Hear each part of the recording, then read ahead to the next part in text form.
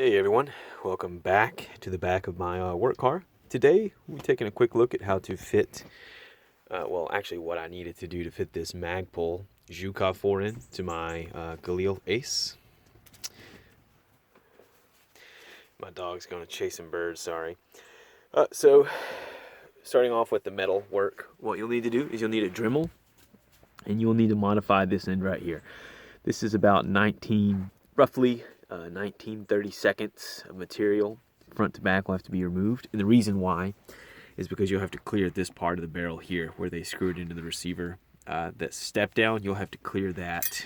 This is why you have to take the material off.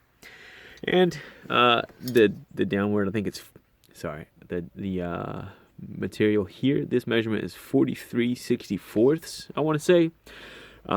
Frankly, I just eyeballed it with, I used a tape measure for this dimension here, front to back, but for the up and down, top to bottom dimension, I just eyeballed it and I got it right. So you'll need to cut that out. That's the most important. Otherwise, your handguard, it will butt up against this and just won't fit. Another thing you'll need to do is this is the bottom unthreaded portion of the barrel clamps. And what you'll need to do is you will need to take material off. I just laid a flat file, just a basic bastard file on a table and filed it and just basically, clamped it to the bottom of the barrel and used the top end here until, just took off material until I could not squeeze the two together and freely spin it. And then did it just a little bit more to ensure that I'd be able to get it nice and tight. And you probably noticing these little bolts here. These are homemade shims. Again, just went to a little hardware store, got these cheap little bolts here and a pair of pliers. Took my Dremel, flattened the two sides of it so it will sit in this handguard retainer. Sorry with the focus, guys. It'll sit in there up against the side and won't impede the screw. You do need these, by the way. You do need these shims. You can't skip that step. You need the shims because if you don't, the bottom of this bottom piece right here will bump into the receiver, will bump into the bottom of the barrel extension on the receiver there. And what that'll do when you tighten the front handguard, when you tighten the front barrel clamp, it'll deflect the barrel down just a few millimeters. Enough to, at 100 yards, your shots will be hitting like 4 or 5 inches low. It doesn't take much deflection on a 16-inch piece of steel to really throw off, your shots at 100 yards. So I would make 4 shims, as you see, 4 homemade shims that will sit under this bottom part. They'll sit under this, so it'll be raised up ever so slightly. And another thing you'll need to do, flipping the handguard over, obviously, that's factory, and I did that myself. So, come forward, however far you come forward is up to you. I butted it up against this part right here, where the top barrel clamp is snug, butted up right up against this part of the bracket. And so, when you flip it over, the shims will go right here, and then the bottom bracket on top of that. And then, you put the gun barrel will sit right here, then the top bracket goes on, and then you'll come back to the bottom with the screws that it comes with.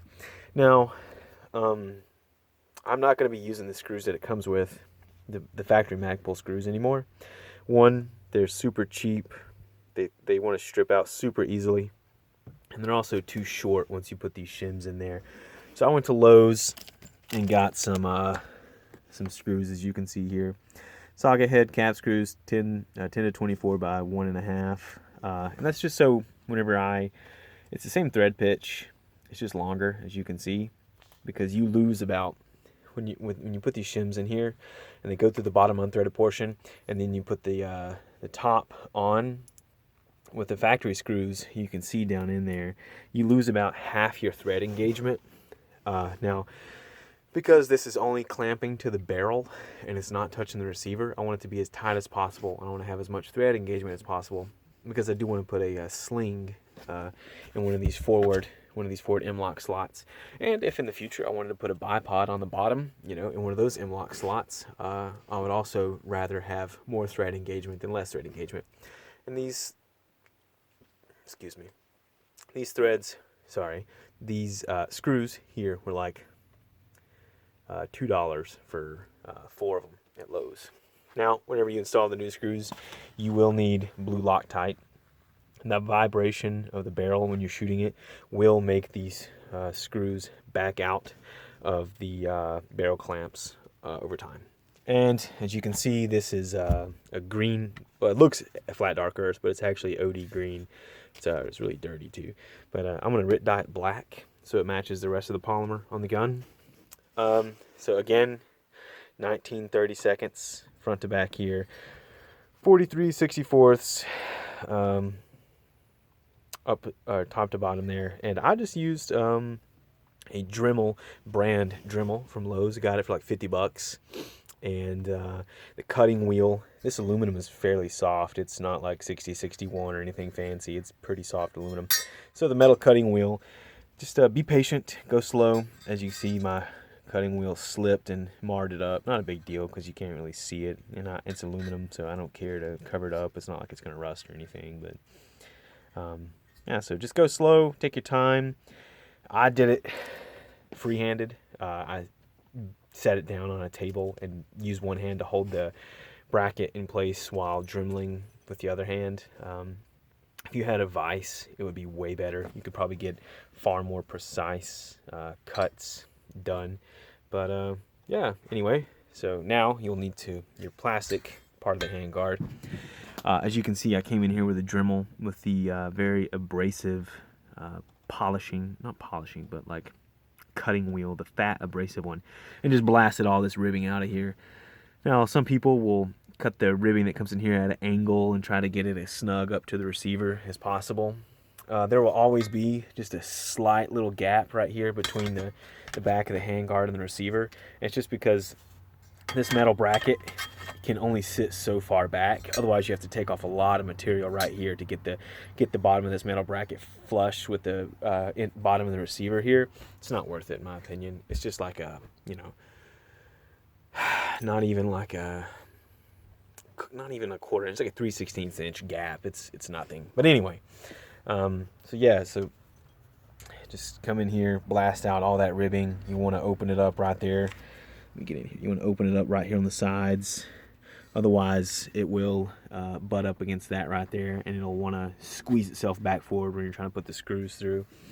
But yeah, so I know it's not the most technical video, but it's just kind of an overview of what you will need, a very quick overview of what you will need to do to fit your Magpul Zhukov handguard to your Galil Ace.